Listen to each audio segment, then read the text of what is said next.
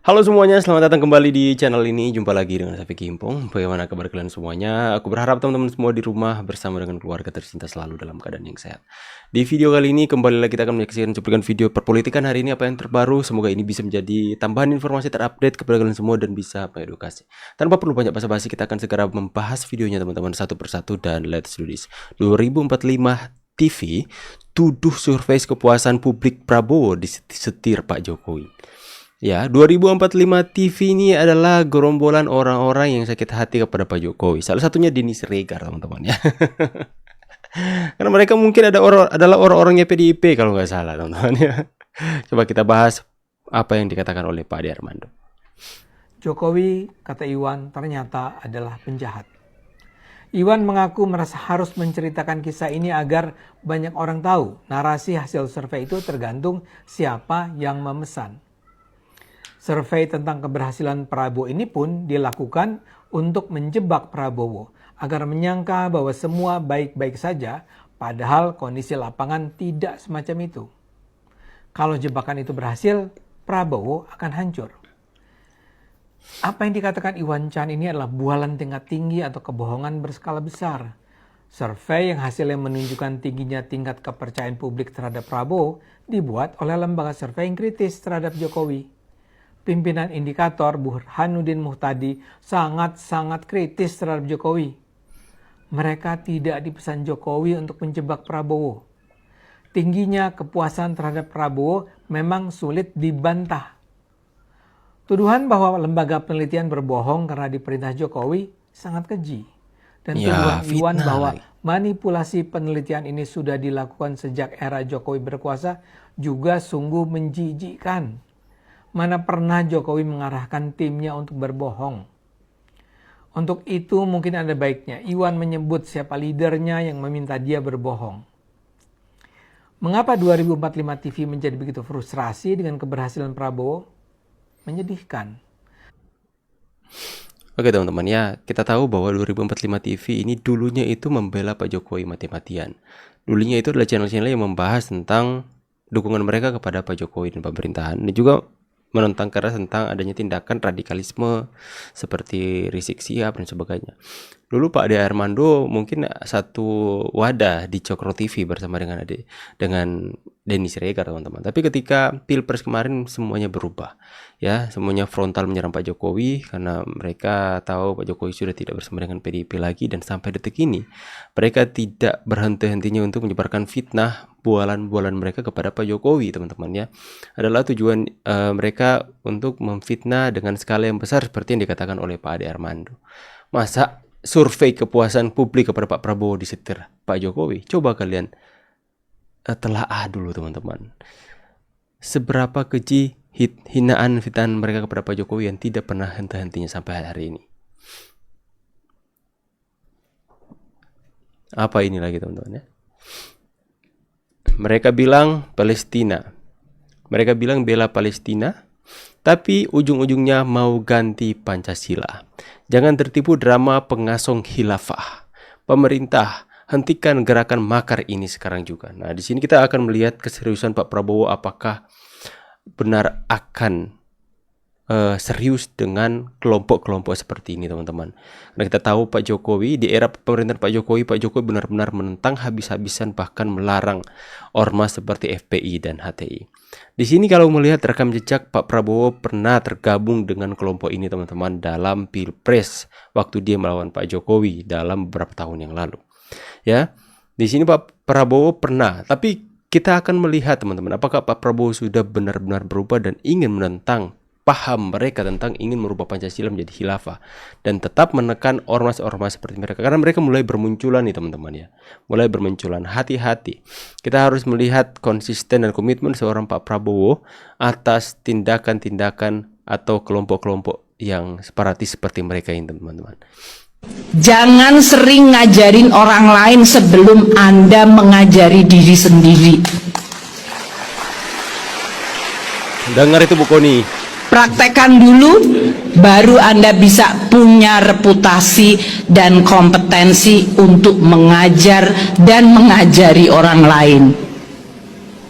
Maka memperbaiki karakter, transformasi karakter adalah bagian yang paling menantang, intangible. Kalau kampus saya bisa lihat, kurikulum kita bisa minta ngundang semua profesor terbaik. Jangan hanya sekedar omong-omong doang, Bu. Ya, ini ya. Definisi perempuan hebat ini seperti Bu Sri Mulyani, berbeda dengan dua di sampingnya. Peran penting perempuan. Perempuan adalah tulang punggung keluarga dan masyarakat. Mereka memberikan perawatan, dukungan, dan pengasuhan kepada keluarga mereka dan sangat penting bagi perkembangan anak-anak. Perempuan juga memainkan peran penting dalam pembangunan masyarakat dan sering mengambil peran kepemimpinan dalam organisasi masyarakat. Ini hebat, yang ini hebat, ini omon-omon.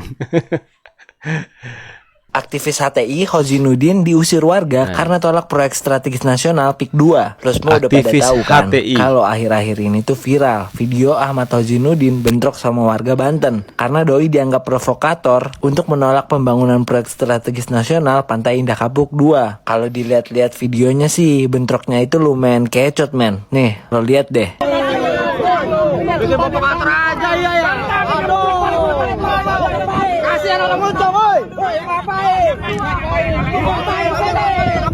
Ngapain di sini ditolak warga?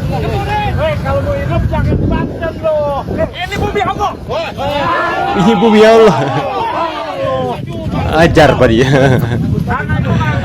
Kemudian teman-teman playing victim kemarin mengatakan bahwa itu adalah preman-preman aguan katanya, orang-orang suruhan aguan. Padahal itu masyarakat setempat yang benar-benar terusik dengan kegaduhan mereka. Bawa-bawa nama rakyat, mengatasnamakan rakyat atas demo mereka, tapi kok rakyat yang ada di situ tidak menginginkan kehadiran mereka, bahkan mengusir mereka, teman-teman. Inilah mereka berjuang demi kepentingan mereka sendiri, tapi mengatasnamakan rakyat. Ya giliran sampai ke kampung itu diusir rakyat, diusir warga. Kemudian bilang, ini bumi Allah, kenapa? Aduh, pentolan HTI kayak gitu loh teman-teman ya. Fitnah lagi ya. Fitnah apa lagi ini Pak? Ini ada yang terbaru nih. Jadi dikabarkan, diberitakan oleh para pembenci Jokowi ya.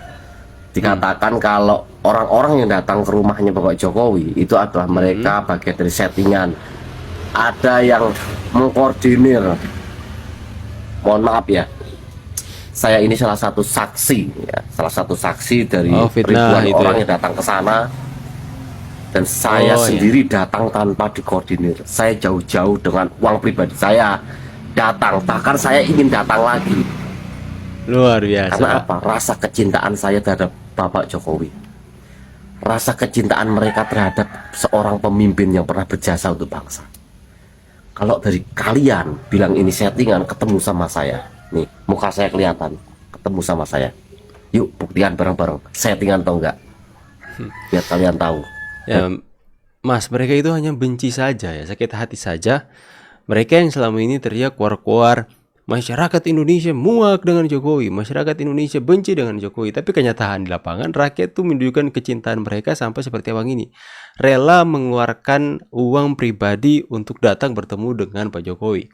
Sakit hati mereka, akhirnya mereka luapkan dengan apa? Fitnah lagi. Mengatakan terkoordinir bahwa pengunjung-pengunjung yang datang itu settingan ya. Itu bodohnya sampai di mana itu teman-teman ya. Oke, next.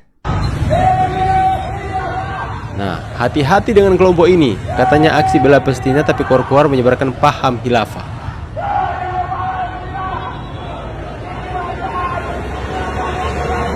Bendera-bendera HTI dikibarkan teman-teman. Ini ISIS ini, akar-akar dari ISIS ini teman-teman. Hati-hati ya, karena mereka sudah mulai berani teman-teman ya. Karena mungkin mereka pikir bahwa dalam era Pak Prabowo tidak akan menindak tegas hal-hal yang berbau dengan pengkhianatan kepada negara sebenarnya ini teman-teman ya. Mau merubah Pancasila menjadi negara khilafah. Oke, kita harus waspada. Pemerintah juga harus waspada dengan kehadiran mereka. Ada program konyol. Program konyol. Program konyol dihapus, dipangkas. Nanti saya bisa cerita sama Pak Seti yang mana yang di sini. Ada ya, yang konyol-konyol itu. Banyak yang konyol ternyata. Pak Prabowo cerita sama saya dia berapa minggu dia periksa anggaran APBN. Ternyata di APBN kita ada 9 tingkat Pak. Ya, biasanya presiden menteri periksa sampai tingkat ke 3 ke 4. Prabowo periksa sampai tingkat ke 9, Pak. Tingkat ke 9. Dibongkar semua, Pak. Nah, dari itu 36 triliun, 100 triliun itu dari yang untuk makanan gratis itu dari 3. Ya. Oke teman-teman, ya, sebenarnya Indonesia ini sebenarnya kaya seperti yang disampaikan oleh adik Pak Prabowo tadi. Hanya saja itu mereka berdalih dengan begitu banyak program, tapi mereka makan atau gigit dari situ teman-teman ya.